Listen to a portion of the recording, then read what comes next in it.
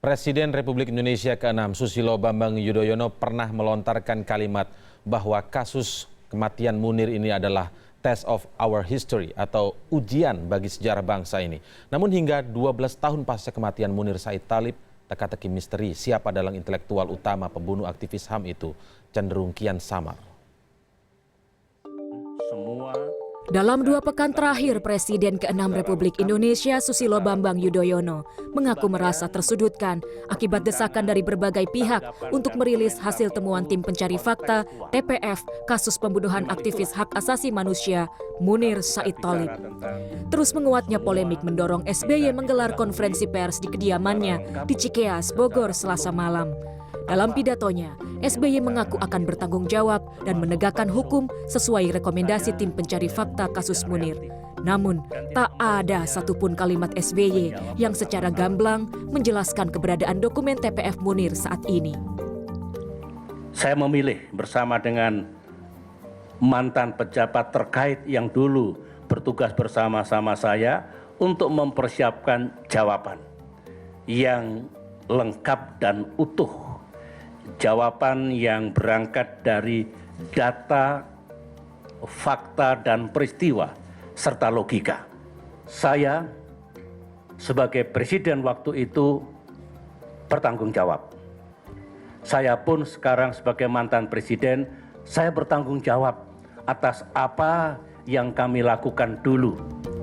Meski sejumlah pihak mengapresiasi langkah SBY sebagai titik awal terbukanya pintu teka-teki kasus kematian Munir, Ketua Dewan Pendiri Imparsial dan penggiat HAM Todung Mulya Lubis tetap menangkap kesan negatif dari langkah SBY. Todung menganggap perhatian SBY kurang besar dalam mengungkap kasus kematian Munir, terutama terkait hilangnya dokumen penting negara. Merasa bahwa lo kok dokumen negara bisa hilang, ya kan? Nah, ini pertanyaan yang sangat fundamental yang kita mesti ajukan. Nah, berapa banyak dokumen negara yang hilang selain laporan TPF Munir? Ya, selain laporan misalnya KPP HAM tim-tim yang lampirannya juga hilang, ya, cukup banyak ya. Nah, ini yang menjadi masalah buat kita ya. Nah, saya kira sih sekarang bolanya pindah kepada Presiden Jokowi. Nah, Jokowi mesti melakukan follow up terhadap ya laporan TPF itu. Desakan publik untuk mengumumkan hasil temuan TPF bukanlah persoalan remeh-temeh. SBY pun pernah melontarkan kalimat bahwa kasus Munir adalah test of our history. Jika merujuk kepada poin ke-9 keputusan Presiden Republik Indonesia nomor 111 tahun 2004 tentang pembentukan tim pencari fakta kasus meninggalnya Munir, pemerintah harus mengumumkan hasil penyelidikan TPF kepada masyarakat. Pokok masalah menurut saya adalah pada Kepres 111 2004 itu yang melegalisasi pembentukan tim TPF Munir itu. Nah, kemudian di keputusan nomor 9 itulah yang kemudian pemerintah itu wajib mengumumkan kepada masyarakat. Kepada masyarakat. Iya, betul. Tapi sebelum kita sampai ke situ, kenapa Mas itu Eko bermasalah? Kenapa itu kemudian menjadi bermasalah? Saya nggak tahu pada saat itu ya. Iya. Kenapa maksudnya pemerintahan Presiden SBY tidak mengumumkan kepada masyarakat, itu maksud Anda? Kurang lebih begitu. Ya. Dari Kepres yang tercermin di situ. Ini kan TPF yang dibentuk oleh pemerintah SBY, tentu dengan segala rasa hormat sudah bekerja dan sebagainya, dan kemudian ada proses hukum yang kemudian dijalankan. Tapi kan kemudian berhenti, tidak. Betul. Keputusan 9 tidak dijalankan kan. Apapun janji SBY untuk mengungkap dokumen hasil temuan TPF kasus Munir ke hadapan publik, tak bisa dipungkiri bahwa pemerintahan Jokowi JK adalah pewaris tanggung jawab moral kasus Munir. Kesungguhan niat dan langkah Presiden Jokowi diharapkan mampu mengungkap kebenaran sejati kasus kematian Munir yang hampir lapuk termakan zaman. Suci Banjin, CNN Indonesia. Teka-teki misteriusnya keberadaan naskah atau dokumen asli hasil kerja tim pencari fakta kasus pembunuhan aktivis HAM Munir Said Talib terus mengular liar, terutama setelah pejabat terkait era kepemimpinan Presiden ke-6 Susilo Bambang Yudhoyono menyatakan tidak pernah memegang dokumen aslinya. Ada pihak yang menilai adanya politik pingpong saling lempar kesalahan antar rezim kekuasaan. Benarkah dugaan sebagian pegiat HAM bahwa pemerintah menginginkan kasus Munir ini dilupakan? Kami mengulasnya malam hari ini dengan Ardi Manto Adiputra, Koordinator Peneliti Imparsial. Selamat malam. Mas Ardi. Malam. Baik. Kemudian melalui sambungan telepon ada Rahlan Nasidik, mantan anggota tim pencari fakta atau TPF kasus pembunuhan Munir. Selamat malam, Mas Rahlan. Halo Ardi. Halo, Baik. Bang Rahlan. Mas Rahlan, jelas ya suaranya Mas Rahlan ya? Iya jelas. Baik, tapi sebelum kita mulai perbincangan ini, kita simak dulu kembali pernyataan dari Susilo Bambang Yudhoyono yang menyayangkan adanya politisasi kasus ini. Perbincangan, tanggapan, dan komentar itu kontekstual. Memang itulah. Kalau kita bicara tentang TPF Munir, temuannya dan rekomendasinya. Tetapi saya amati terus terang ada yang bergeser. Yang tadinya legal issue menjadi bernuansa politik. Tapi saya bukan orang baru dalam dunia perpolitikan di negeri ini, hal begitu biasa.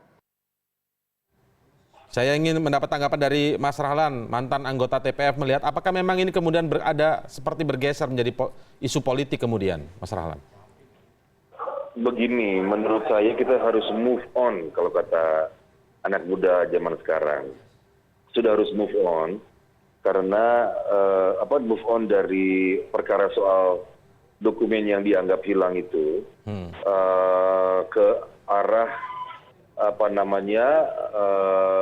penyelesaian yang seharusnya, yakni dengan memastikan bahwa pemerintah bisa mengumumkan isi dokumen tersebut dan yang paling penting adalah meneruskan inisiatif penegakan keadilan bagi Munir yang telah dilakukan oleh pemerintah sebelumnya.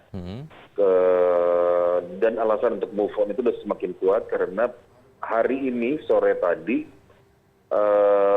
Presiden RI ke-6 Pak SBY telah menyerahkan salinan dari laporan TPF yang telah dilegalisir kepada Setnek.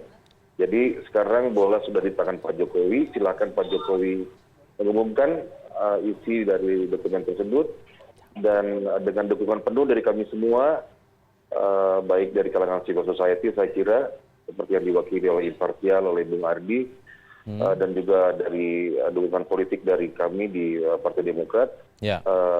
Kasus ini mohon diteruskan oleh Pak Jokowi sebagai presiden presiden kita sekarang. Ya, sebelumnya kami ingin menggarisbawahi karena tiba-tiba kemudian Pak SBY sebelum kita move on itu ingin tahu apakah memang benar ada dugaan menjadi ke arah politik ini, di mananya letaknya Pak Rahlan? Ya kalau secara politik kan ya ada dugaan ada insinuasi begitu katakanlah. Ada insinuasi begitu bahwa seolah-olah kan ini sengaja dihilangkan atau ada usaha untuk mengalihkan perhatian dari kewajiban untuk meneruskan kasus tersebut dengan cara mempersoalkan secara berlebihan tentang dokumen yang dianggap hilang itu. Nah, saya ingin ingatkan ya, ini tahun 2016 ya. Imajinasi kita atau persepsi kita mengenai dokumen hilang itu nggak bisa sama dengan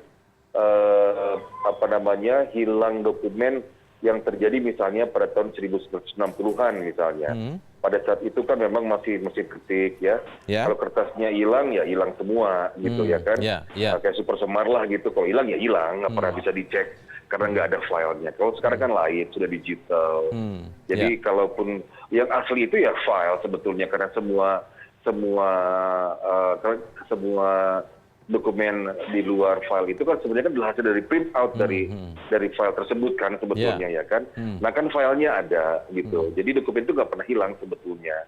Imajinasi kita itu harus lebih mutakhir lah ya daripada membayangkan seolah-olah ini kasusnya seperti super semar ya karena kertasnya hilang, kertasnya hilang kemudian kita nggak pernah bisa cek gitu ya kan kebenaran di dalam apa yang tertulis di dalam kertas tersebut. Kalau sekarang kan enggak, filenya ada dan sekali lagi dokumennya print out dari file laporan laporan TPF itu telah diserahkan, telah dilegalisir oleh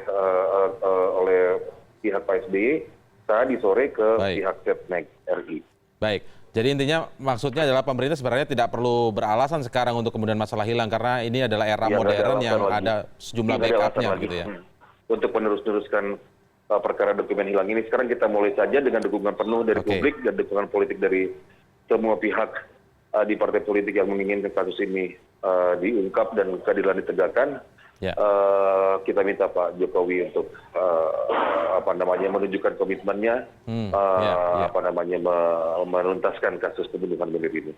Baik, saya ke Mas Ardi. Mas Ardi, bagaimana Anda melihat ada pernyataan bahwa Anda melihat sendiri tidak sebagai orang yang juga mengawal kasus kematian Munir ini bisa terungkap tuntas? Anda melihat memang ada seolah-olah ini ada pergeseran dari masalah hukum ke masalah politik ataukah bagaimana Anda melihat? Pertama begini, bahwa kita melihat tidak ada keseriusan dari negara, baik itu pemerintahan SBY selama 10 tahun maupun pemerintahan Jokowi yang baru ini. Sejauh ini maksudnya? Sejauh ini untuk penuntasan kasus Munir. Ya.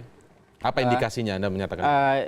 Dari pemerintahan SBY itu tidak menjalankan kepresnya sendiri, yaitu untuk mengungkap, mempublikasikan TPF 9 tadi.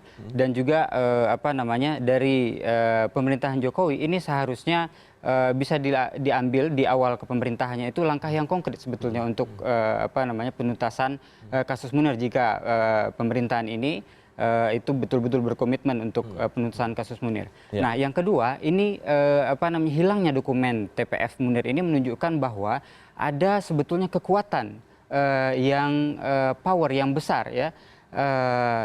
Yang ingin bermaksud untuk menutupi atau menghentikan proses penyelesaian kasus Munir dan ini ada kekuatan gelap begitu yang ingin berusaha menutupi kasus Munir. Di dalam dokumen TPF bisa mempengaruhi dua pemerintahan ini, maksudnya di pemerintahan sebelumnya dan pemerintahan saat ini, apakah sejauh itu kekuatannya? Bahkan dapat mempengaruhi dua pemerintahan, baik itu pemerintahan SBY maupun pemerintahan Presiden Jokowi yang ada saat ini.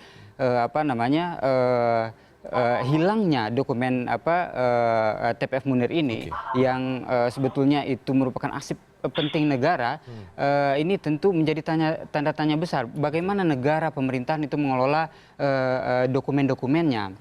Nah, kita tentu sangat menyayangkan ya. Anda menyebut ada kekuatan gelap yang bahkan bisa mempengaruhi dua pemerintahan ini, maksudnya pemerintahan sebelumnya dan pemerintahan saat ini, itu indikasinya apa? Pertama dari pemerintahan Presiden SBY itu kenapa tidak diungkap dan baru sekarang itu mengungkap nama-nama misalnya Hendro Priyono yang disebutkan dalam dokumen TPF Munir itu. Nah, kemudian juga kita tahu bahwa pemerintahan Jokowi saat ini itu juga di lingkar kekuasaannya itu ada orang-orang yang disebut di dalam dokumen TPF Munir itu. Tapi dua pemerintahan ini kan sikapnya selama ini dan statement yang diutarakan kepada publik, saya ingat Presiden SBY juga mengatakan bahwa ini a test of our history begitu. Kemudian Presiden Jokowi juga kemarin saat kalau tidak salah pada bulan September begitu mengumpulkan para pakar hukum dan menyatakan agar kasus Munir ini dituntaskan. Betul. Di mana korelasinya kemudian bahwa mereka kemudian terpengaruh oleh kekuatan-kekuatan itu?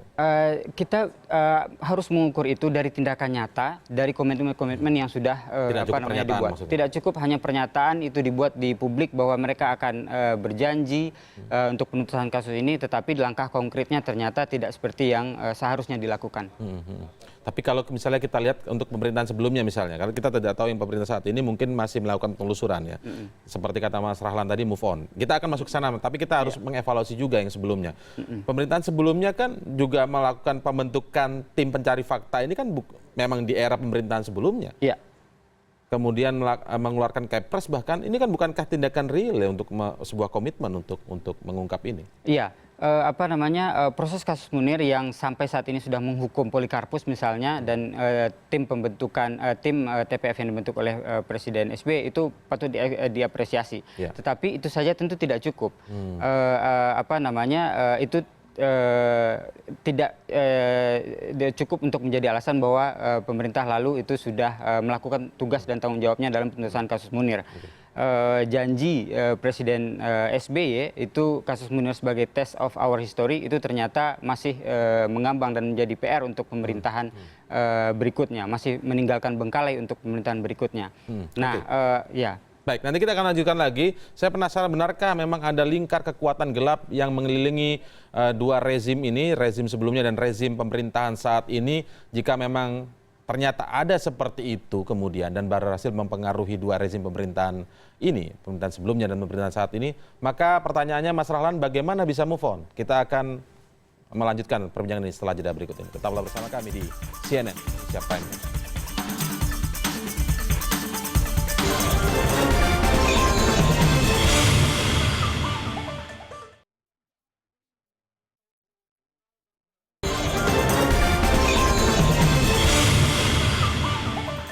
Saya ingin ke Mas Rahlan. Mas Rahlan ini sekarang di Partai Demokrat, tetapi juga sebelumnya adalah mantan anggota tim pencari fakta. Mas Rahlan, tadi ada penilaian begitu atau kajian dari Mas Ardi bahwa ada kekuatan gelap yang bisa mempengaruhi bahkan rezim pemerintahan sebelumnya pada pemerintahan Pak SBY dan juga pemerintahan saat ini.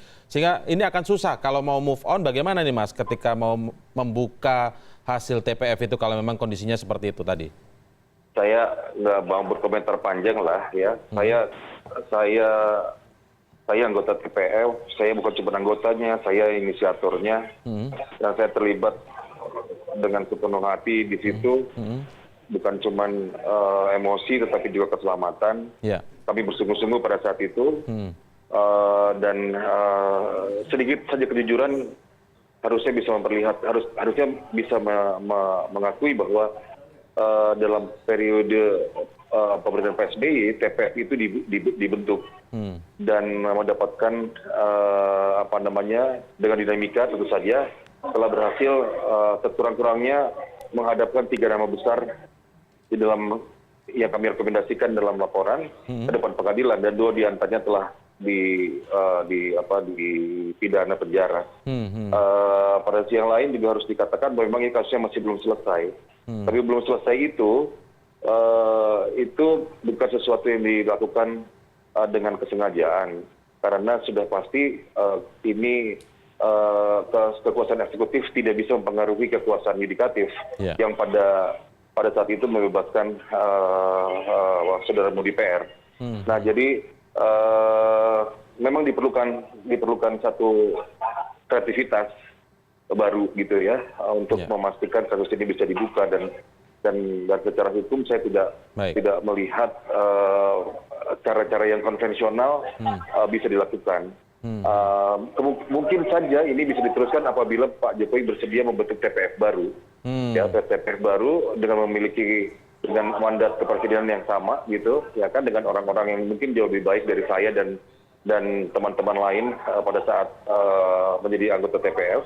Tapi masih relevan Mas Rahlan? Nama-nama yang direkomendasikan yang sampai hari ini belum terlaksana gitu. Karena jarak waktunya kan sudah cukup panjang itu begitu. Masih relevan bisa dilakukan untuk membentuk tim TPF baru ya? Halo? Masih relevan untuk membentuk tim TPF baru ya, walaupun waktunya sudah cukup panjang. Kenapa enggak? Itu saran saya lah ya.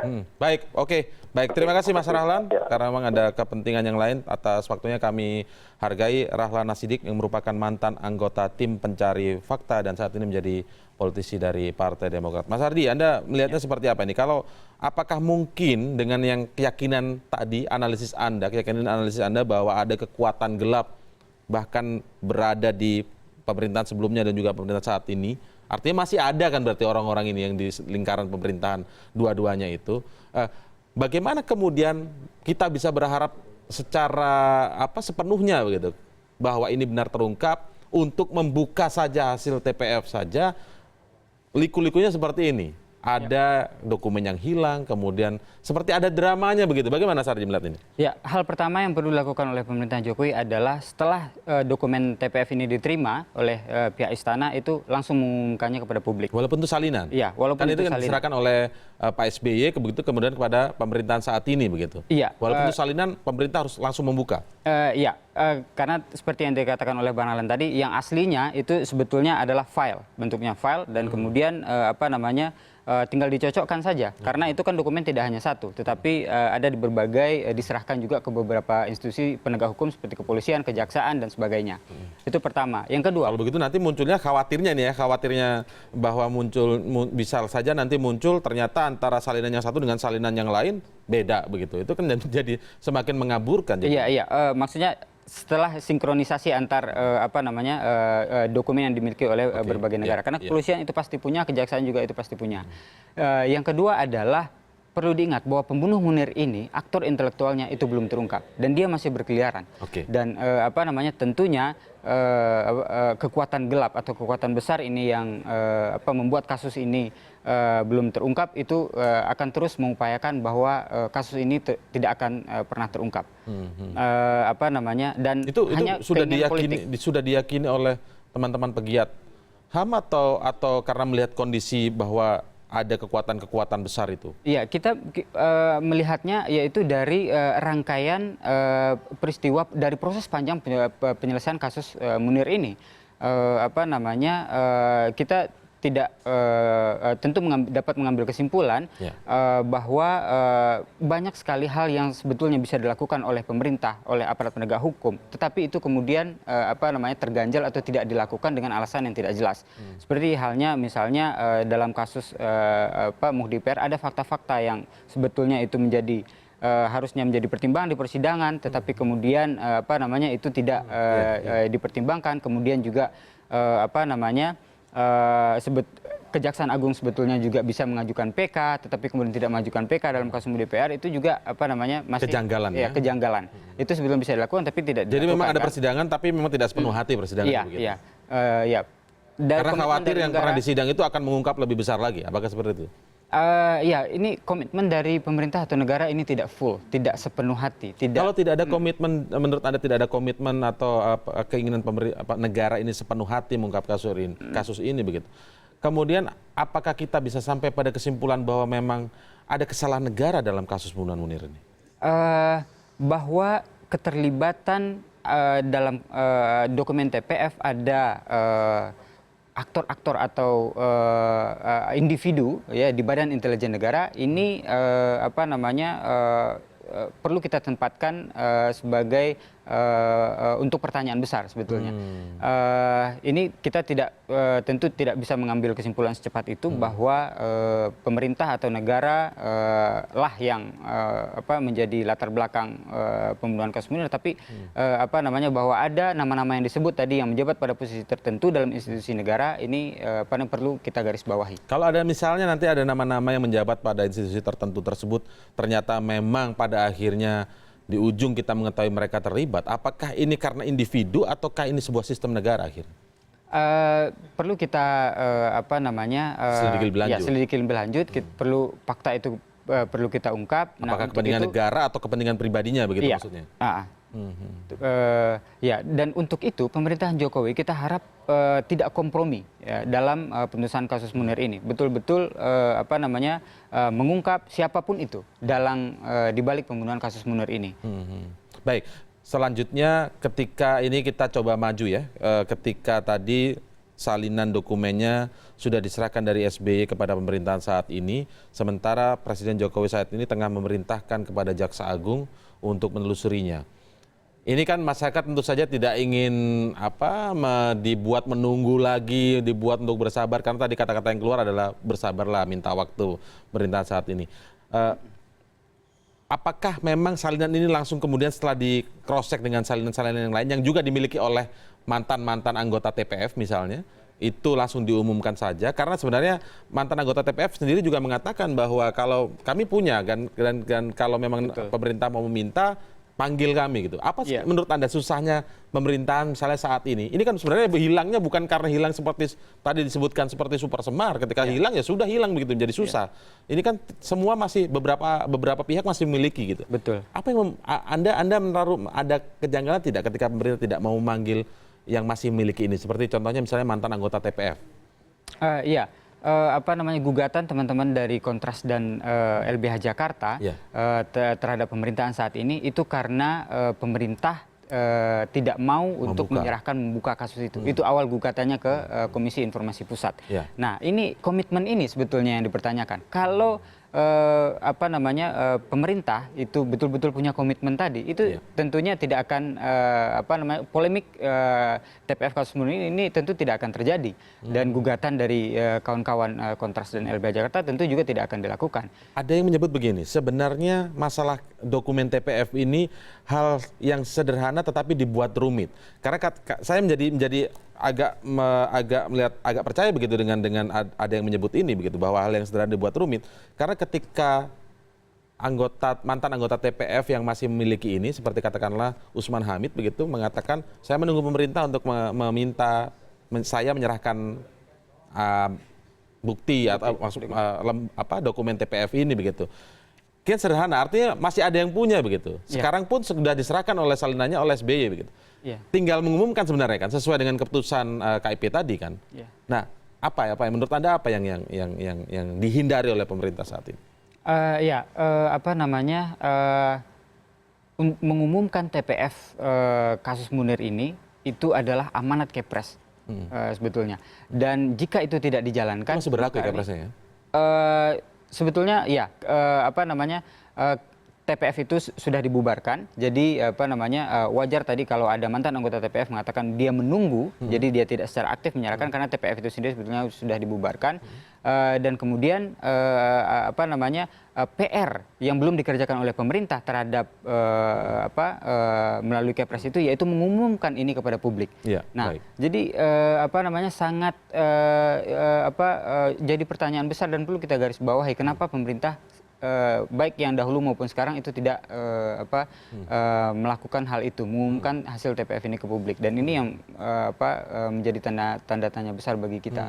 Harusnya tinggal mengumumkan saja menurut Anda. Sesederhana itu ataukah tidak sesederhana itu? Iya, jika ada kemauan politik yang betul-betul serius dan kemudian sesuai dengan komitmennya tadi itu seharusnya ini sudah diumumkan, dan polemik ini tentu tidak perlu terjadi, dan masyarakat menjadi tahu dan terang bahwa keadilan di Republik ini betul-betul dapat diharapkan. Baik, saya akan sampaikan sebuah informasi terlebih dahulu. Meski sempat menyayangkan adanya nuansa politisasi dalam kasus polemik dokumen hasil kerja tim pencari fakta Munir, namun Susilo Bambang Yudhoyono mengaku mendukung penuh upaya Presiden Joko Widodo yang ingin melanjutkan dan menuntaskan kasus tersebut. Nah, jika masih ada yang menganggap sekarang ini keadilan sejati belum terwujud, selalu ada pintu untuk mendapatkan atau mencari kebenaran yang sejati jika memang ada kebenaran yang belum terkuak. Oleh karena itu, saya mendukung langkah-langkah Presiden Jokowi jika memang akan melanjutkan penegakan hukum ini, jika memang ada yang belum selesai. Terlihat seperti memang saling mendukung sebenarnya. Artinya kan selaras ini.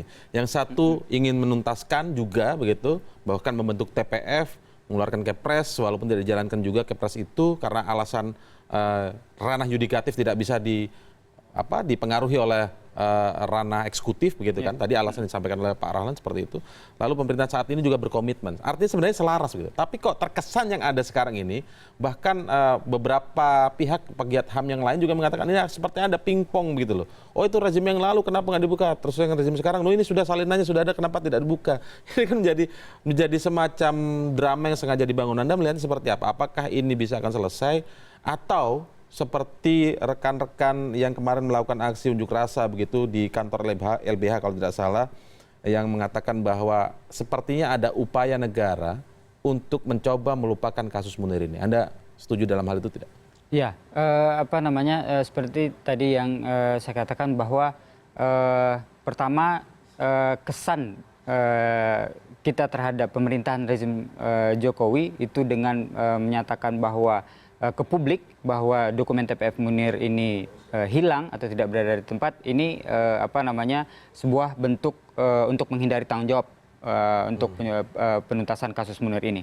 Dan kemudian disambut oleh Presiden SBY dengan mengatakan bahwa statement itu politis akhirnya. Ada kesan untuk menghindari tanggung jawab untuk penuntasan kasus ini. Tetapi lebih dari itu sebetulnya ada kekuatan politik tadi yang saya katakan bahwa bisa power yang mempengaruhi dua rezim pemerintahan ini supaya kasus ini sebetulnya tidak perlu dituntaskan atau tidak perlu diungkapkan. Ini sebetulnya pemerintah negara yang tidak boleh kompromi. Maksud Anda tersandra? Iya, iya. Untuk itu pemerintahan Jokowi tidak boleh kompromi dalam penuntasan kasus ini. Karena dalam kita lihat apa yang dilakukan oleh pemerintahan SBY 10 tahun terhadap kasus Munir, beberapa hal itu patut kita apresiasi, tapi beberapa hal lagi ini memunculkan kesan kompromistis. Artinya beberapa tersangka sudah kita bawa ke pengadilan, sudah diproses, dan itu kita tidak bisa mengintervensi eksekutif, tidak itu sama saja juga. Ya, itu saya kira apologi dari pemerintah, ya. Baik, terima kasih Mas Adi telah bergabung bersama kami malam hari ini. Kita berharap semoga apa yang kita bicarakan malam hari ini, kecurigaan-kecurigaan itu tidak terbukti dengan upaya pemerintah saat ini, bahwa memang komitmen dari Presiden Joko Widodo ini untuk mengungkap tuntas kasus Munir menemui hasilnya begitu, dan ini terwujud begitu ya. Kita berharap seperti itu. Terima kasih Mas Adi, selamat malam. Selamat malam.